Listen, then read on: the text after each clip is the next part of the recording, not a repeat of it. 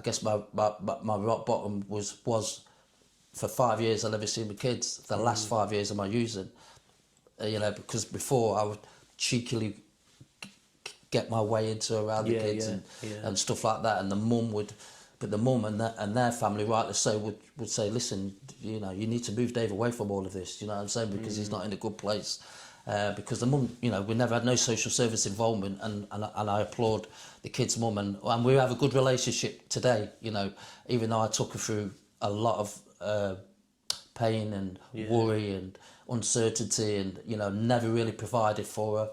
or for the kids, and I had to live with that. I had to,